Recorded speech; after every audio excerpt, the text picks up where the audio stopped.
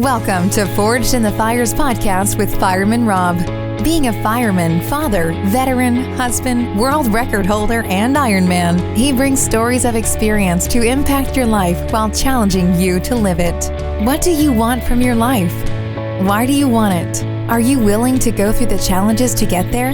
If you have the courage to take that first step, let this podcast be the catalyst to start your fire, while you bring the resilience to make it continue to burn. Our lives are made up of moments called right nows. So let's get started. Forged in the Fires podcast with your host, Fireman Rob, begins now. Welcome to the Forged in the Fires podcast. I'm your host, Rob Verhelst, better known as Fireman Rob. You know, I have a very, very special guest today.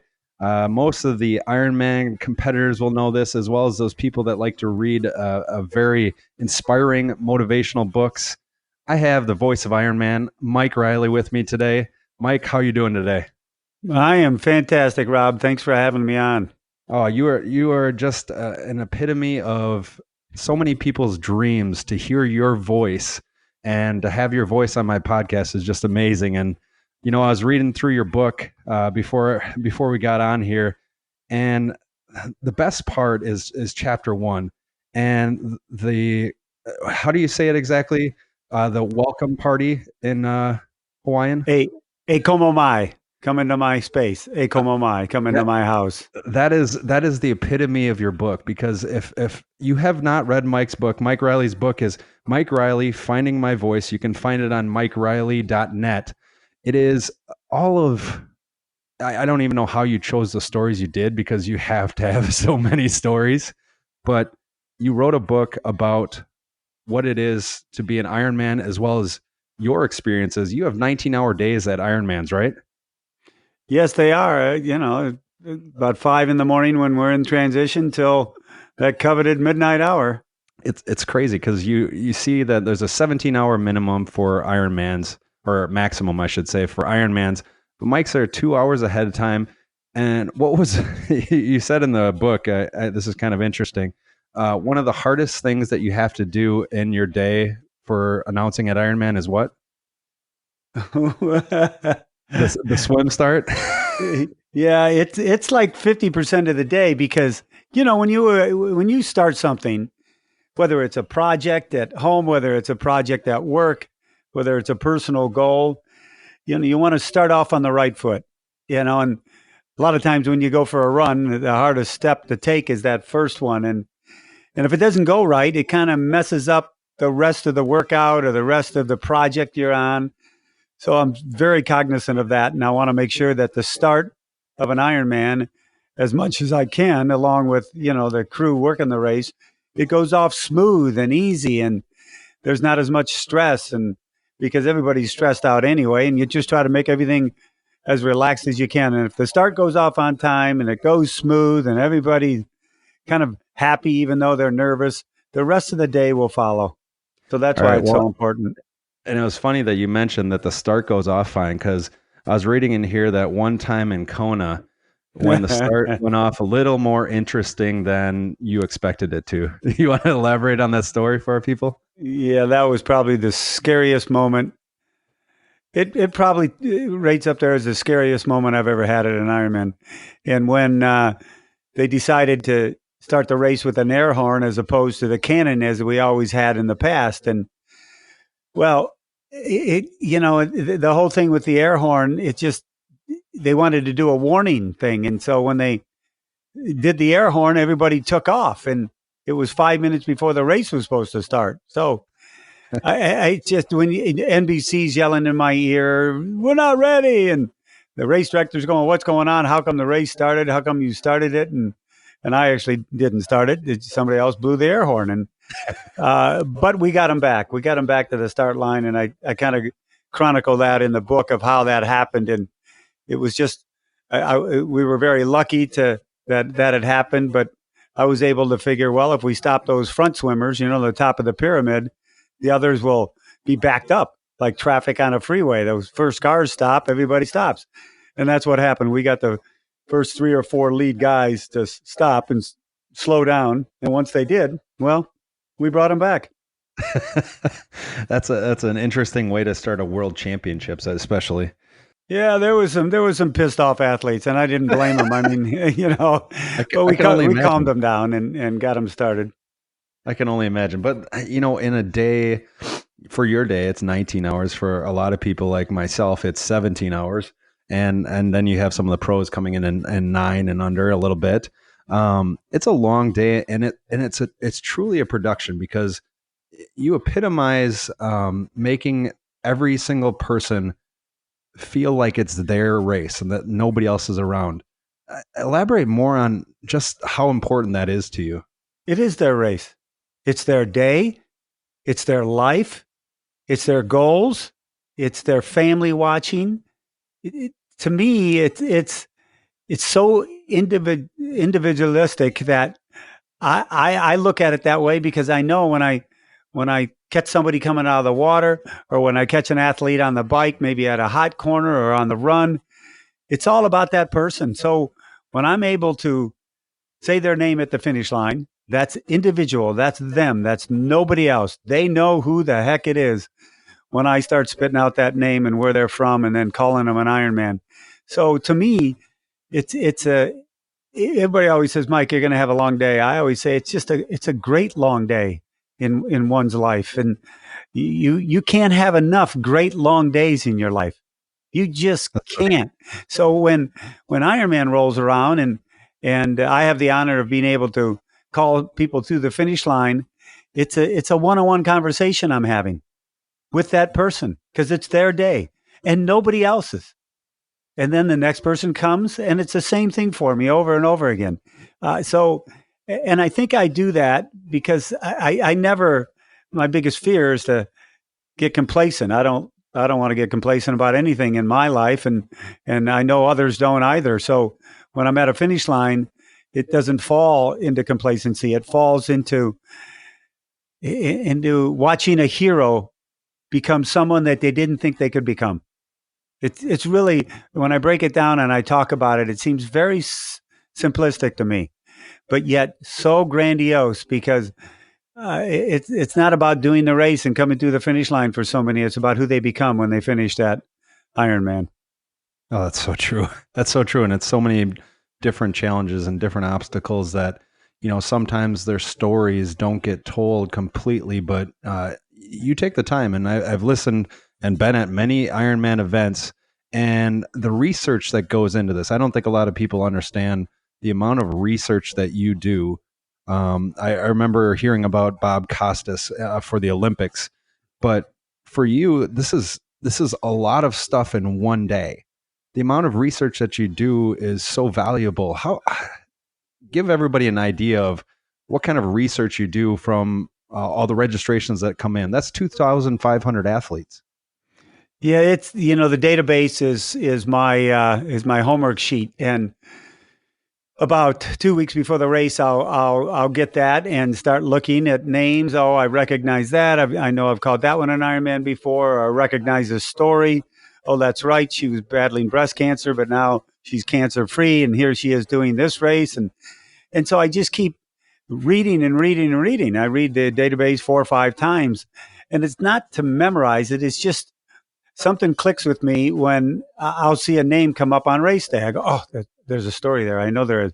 I don't exactly know what it is. Then I'll look at the computer screen in front of me. I go, that's it. And then I bring it out in more of a personal way. I'm not reading 4 lines of bio that an athlete wrote, even though that's where I base it off of. I'm talking about that person because I know their mom and dad could be listening, their brother, their spouse, their partner, their kids. So I want to make sure that they hear it as much as anybody. And I can't tell everybody's story because people come in, in droves at times, and you get 15 at a time, and you can get the name out. So that's why those names in the call of "You Are an Ironman," I give it everything I can because everybody's got an amazing backstory. Sometimes it can't get told just because it can't. And other times when I'm able to tell a story, there's nothing better. There really isn't.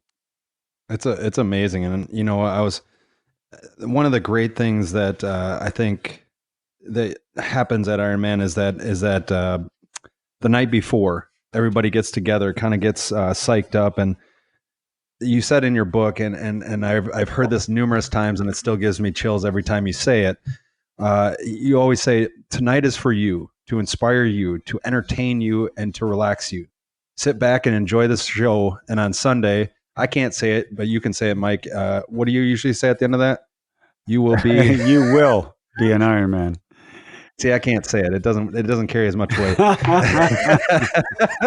Yeah, the Ekomomai in Hawaii, the welcome ceremony at other races. It's about the athletes, and we've tried to put together some great videos from BCC, Dave Downey and his crew, and bring up some inspirational stories, and to let them know, it's Ohana. We're all one family. It is really a closely knit, even though Ironman is such a global brand with so many events, it's still a very close-knit family. And when you're standing in front of everybody, and like I have the opportunity to do, I want them to know that relaxes you. When you walk into your aunt and uncle's house for Thanksgiving dinner, and you feel at home, you're amongst yours. And I think when the athletes can feel that on a welcome ceremony night or at a meeting or whatever we can do to help them feel that way, it sets them up for a successful race day. Definitely. I completely agree. I think, the one thing that I always look at, and you've been with Ironman how many years? How many years have you been announcing? Well, I've been announcing almost, 40 some years. Ironman, the Kona this year will be my 32nd Kona. Holy cow. That's amazing. And so I can't imagine you have the tally of the number of people that you have called across the line to fulfill their epic dream of becoming an Ironman, and at the same time having you call them an Ironman. I think, there's so many people that do this race for a reason, from a CEO to a breast cancer survivor to a fireman to a mother of four. What is it that draws people into this experience? Because it's not an easy experience, and it takes a lot of training to get there. What do you think is the factor that brings people in?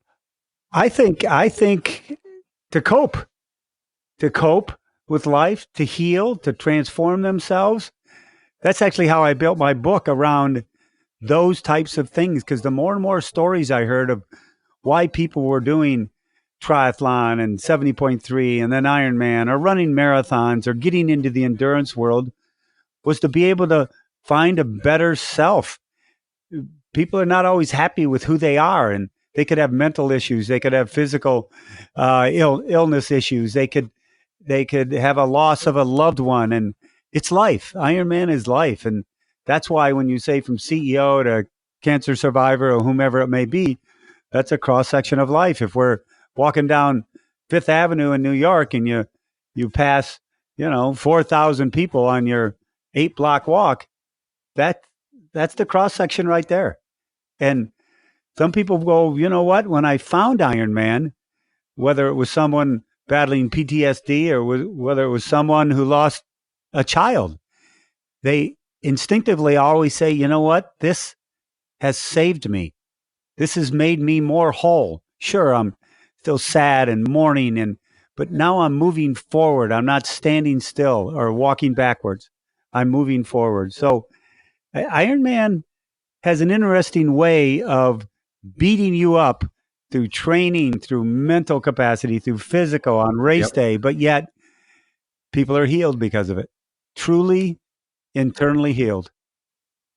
I am a testament to that. I remember the first race I did in full fire gear in 2011 at Ironman Wisconsin, and I remember getting to that finish line, and it was the journey of the whole day that really culminated at that finish line of that I can heal, I can move forward, I can show through my actions that anything is possible. And you got to call my wife across the finish line at Ironman Arizona. She got challenged by my middle daughter, and and that finish line for her, she slowed down to make sure that you were going to call her across the line. I think she was looking up to see if I was there, if I wasn't in the bathroom, Yeah, exactly. Exactly. You have to go to the bathroom. Nobody thinks that you have to, but you do. But the impact that you create just through those simple words, through the voice, through you being down there. I want you to talk about the last hour of Ironman.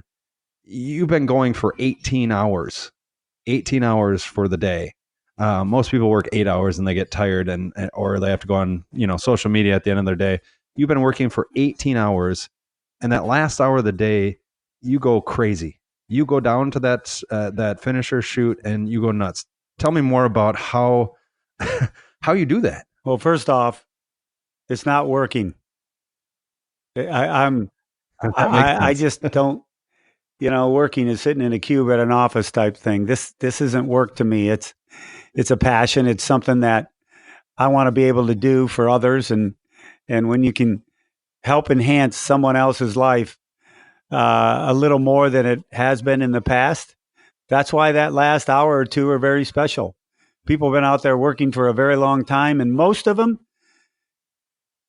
thought they couldn't do it. Probably more than they could do it. So many have probably doubted themselves. A lot of the last finishers in the last hour or two were told by someone else they couldn't do it. Could you imagine that? So and the reason I want to go down is, get the crowd pumped up, and I want the crowd just to give the athletes all the accolades they deserve, and scream and yell and applaud and clap and everything. But when I look into the faces of those final winners, as I call them, it is just to put it into a few words, it's like, holy, you know what? I did this. Are you kidding me? And that's it. They look at me, Mike, I did this. Yeah. Some of them, I see their face. I go, yes, you did.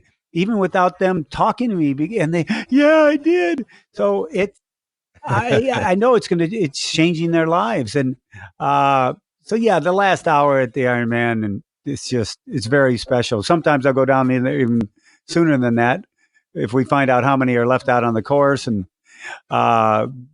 it is interesting. It's like you're doing your thing all day long, and it is a long day. We're working hard. You're calling out names. You're going from one spot on the race to the other, a hot corner, and then you get to the finish line for the final, 8 hours or so, and then go hard that last hour. So don't ask me how I am at a half hour after the race finishes, because you talk about spent. Go to bed with the legs throbbing. I put the Normatex on. I got, the Theragun out. Man, I'm just working my legs. I feel like I think I should do the race. I know I wouldn't feel this bad. I don't think I would. It wouldn't be half as bad if you did the race, because they get you catered. I mean, you got to do a lot of work during the day. That's the hardest part. And I'm not 38 anymore. I'm not saying I'm over it, but it's, the recovery time is a little longer. Even when I could do an 80-mile bike ride, next day I go, why am I hurting here? Well, Jesus, dude, you're not 30 anymore, So. And the number of hours, that'd be an interesting statistic. The number of hours that you've been on your feet. Oh God. Because that's got to be crazy. I mean, it's hard enough to like run and, swim, run, or swim, bike and run, but you're on your feet the whole day. And so that's not even easy. Yeah, I've never been a sitter, and you can't project very well when you're on a microphone sitting down. And I very seldom, if I'm sitting down calling somebody in, that means I'm changing my shoe or my sock or trying to do something while I'm bringing people in. Multitasking. Yeah, exactly. I've announced with one shoe on and one shoe off. And one time Z-Bart goes, Mike, you don't have your right shoe. I can't. It's so busy. I can't get down and get the shoe on. Because I was changing socks or something. I love it. We had a camera on the stage. You'd see some stuff like, what is he doing now? Well, he's announcing. So, now you're going to get a camera on the stage. Yeah. So, the other part of Ironman and one of the things is the people that don't finish, the people that don't hit the cutoffs. And I think, it's a big part that really translates into this world and translates into business and personal life of an epic disappointment. But yet, for most people, they'll come back because they want to hear your voice. They want to find that finish. What is it that on the grand stage, how do these people find this tenacity to come back? Just as they do during their everyday life. We have all not found our finish lines with so many things we've done in our life, even with conversations with a spouse, and you said the wrong thing. They go, "Well, that wasn't too smart." And you just try to learn from it. And you also try to learn from, knowing that you got to the start line of an Ironman. That is a huge win. Not many people can say they got to a start line of an Ironman and they towed the line to go 140.6 miles. So if you didn't finish that day, you didn't come across that line under the allotted time, okay, that's tough. Sorry to see it happen, but life isn't over. What you learned on the journey to get to that start line, what you learned on the journey, however far you got into the race before you had to drop out or missed a time cutoff or anything like that, you learned tremendous things about yourself. So that's a win. And I've had people attempt 1, 2, 3. What did he do in Montauban? I think it was 8 Ironmans before he finally finished one. And Wow. it keeps coming back. And I see a lot of people, Mike, this is my number 4. I'm going to get it done. I go, yes, you are. Well, if that person never finished an Ironman and starts 5 or 6 of them, that person is a huge success in life. And yeah, they didn't get to their finish line. I understand that. We all want to get to a finish line, whether we're doing schoolwork, a project at work, trying to build a family and relationship. We all want to get to those daily finish lines. And when you don't get to an Ironman finish line, for a lot of people, it's devastating. But I bet you 99.9% strap on those damn running shoes within a week or two and go, all right, what am I going to do now? I got to get this done. I'll enter another one. You have a great story in here in your book. By the way, you can get that book at mikereilly.net. Just exactly what you said about Sarah Reinerstein. That is epitome of I didn't finish and on a grand stage, but yet I'm not going to wait at that point. I'm going to keep going and find that way. It's an amazing story that you can read in this book. I've seen so many athletes, not finish or not make the bike cutoff like Sarah did, as I talk about it in my book, or not make the 17-hour cutoff. And the devastation on their faces and the crying and grabbing their family and friends, it's gut-wrenching. It really is. And at that moment, I know those athletes truly believe, oh my God, I'm a huge failure. I failed. All this training, everything for naught. But then they realize a short time later that and Sarah realized it at the finish line. When she came back and she was there with her mom after she didn't make the bike cutoff, she was hearing me call people an Ironman. That's when she broke down and lost it the worst, because that's what she said she wanted to hear. But that's also what she said to herself, damn it, I am going to hear it. And she went back to work. Right. And the very next year, she finished her unfinished business, as she calls it, and came through that finish line. So I've seen hundreds of people not make it, and I've seen hundreds more come back after they didn't and finish it. I love it. And there's so many people that the best part, I think, is that everybody feels like you're their uncle or their dad or their brother, and they feel an attachment to you. They may have never known you before. They've only heard your voice at Ironman, but as soon as they finish an Ironman, they feel attached to you. And it's such a powerful thing. There's people that try to get you to leave their voicemails, right? Oh my goodness. Yeah. I actually did an audio promotion through the holidays. They could get a 30-second audio from me in a signed book. And oh my gosh, I had no idea I'd be recording, 2-3 days in a row of stuff. But it worked out. You're more popular than the Jonas I Brothers. swear, like I said earlier about the family, and sure, they may look at me like their uncle or their brother or their dad or their whatever it may be, and I look at them in the very same way. So when I bring in one of our older competitors, I don't call them, even my book, I said the title of the chapter is Better, Not Older. When I bring the better ones in, and I know they have led a life that maybe they were sedentary, and all of a sudden now they're 69 years old and finishing an Ironman for the very first time in their lives. I love announcing that. When someone comes in, I go, here, comes so-and-so Barbara Boo Boo, and she's 68 years old. Her doing her first Ironman. And the crowd goes, are you kidding me? And they go nuts. And then I'll kid with the crowd. I go, and what's your excuse? And they all laugh and look at me. And, I'm looking at a 34-year-old down there, so the athletes challenge each other. They challenge themselves and they challenge each other. And they do it in a actions speak louder than word way. They don't look at somebody and go, you need to get in shape. You need to do this. What they do is they go out and they show others by example what they can do. And people follow them. People follow them. It is an amazing journey, as well as just the support from fellow competitors, as well as the support from the Ironman crew, the fans and everything like that. It's an amazing event. If anybody's listening that has never been to an Ironman, it is one of those things that'll change your life. There's people that go to the finish line at midnight that never thought of doing it, and then all of a sudden sign up. Exactly. It's a crazy, intense environment. That's for sure. So Mike, in your book, and I'm sure you get asked this question all the time, and there's a lot of races that want you to say theirs, but you make a point of saying that you get asked, what is your favorite race to go to?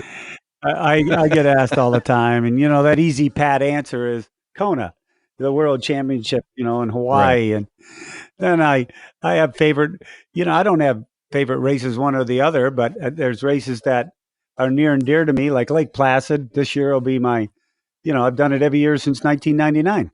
I've announced the Mont Tremblant every year. I've announced Wisconsin every year, so there's races that are near and dear to me. Arizona, I love going over and doing some of the European races. But truly, the most favorite Ironman for me is the one I'm at. That's where it's at. That's where how can it not be? I would never, ever let that type of attitude invade any of my thinking that, I'm in so-and-so, but, I can't wait to get to so-and-so 2 weeks from now because that's better than this one. No one's better than anybody else when it comes to the events. Everyone is going to hold and make dreams come true right in front of our very eyes. I don't care if we're in Frankfurt and Wisconsin and in St. George or, down in South America. It doesn't make any difference. Dreams are going to come true at that race. And right. Sometimes when I'm at that finish line at the races, I get to be a part of it. Lucky, very lucky guy. Well, Mike, it is such an honor to be able to talk to you. Just to give people an idea of Mike's accolades, and I know Mike loves when I do this, but you are known as the voice of Ironman worldwide. You're part of the Ironman Hall of Fame. You're part of the USA Triathlon Hall of Fame and the Running USA Hall of Fame. Over 400,000 athletes, it says in here, you've called across the land. That's amazing. That's a lot of dreams that have come true because of your words, and mainly because of your actions. That's a lot of time that you've put into people. I always end my podcast the same way. I have 3 questions, and then we have a rapid round, which is exciting. So everybody kind of gets an idea based off of other people. So I'll give you the first question. Here it is. It's, what is one thing that you haven't done but is outside your comfort zone? Wow. One thing I haven't done, but is outside my comfort zone. I can't think of anything off the top of my head. I've never really felt anything was outside of my comfort zone. What's outside of my comfort zone? I I don't know. I mean, would I want to climb Mount Everest? Well, yeah, maybe I would, but is it outside my comfort zone? No. I I don't No. think there's anything outside my comfort zone. If there is, I'm sure I'm, See, I think you've I'm seen too sure many my wife races. Rose could tell you what that is, but that's for her to say. I love it. I love it. Well, all right, here's the next one. What's your favorite quote and You why? are the cause of your own experience. The why is easy I love that. because you are. There's things that will come along in our life that we didn't have control over. Somebody rear ends you in a car, but if you live by the premise that you're the cause of your own experiences, your life will always run in a positive direction because you take responsibility for who you are, what you did, what you say, and how you performed. It's very simple. So we live by the premise of you are the cause of your own experience. I love that. I love that. That's such a good quote. You need to get a Mike Reilly shirt with that on it. And then when you sweat, it comes out. That quote There you comes out. go. Just saying. The last question here is now: if you could pick to have coffee with three people, they can be deceased or alive, at a firehouse table. So that means that nothing is off the table when you're talking about things. They have to answer questions. Who would it be and why? Oh, I would like to sit down and talk with Oprah. I think that woman is an amazing person and what she's done for people throughout the world. And I being a reader, I love how she promotes reading and literacy in our schools. So be cool to sit down with her. Who else would I like to sit down with? I think Oprah needs your Yeah, book yeah. too.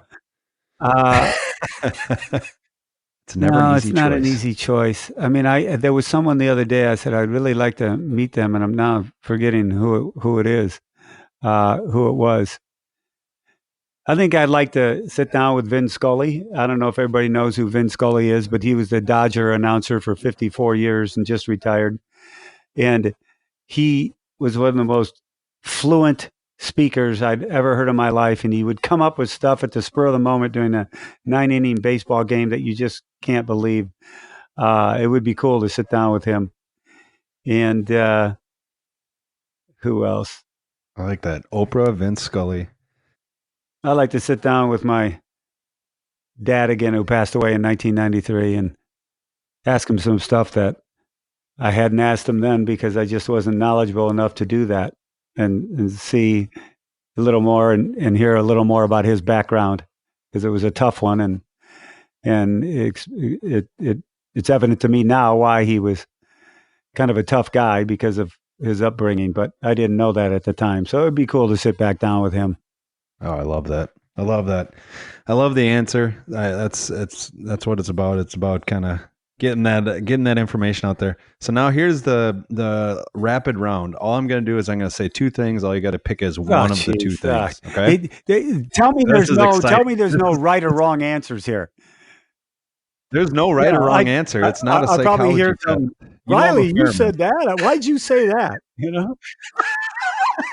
One of them may. There's a You critic never know. everywhere, So the first one is paper or plastic. paper, Soup or salad. salad, McDonald's or Taco neither. Bell. I've heard that a lot. Camping or hotel. Camping,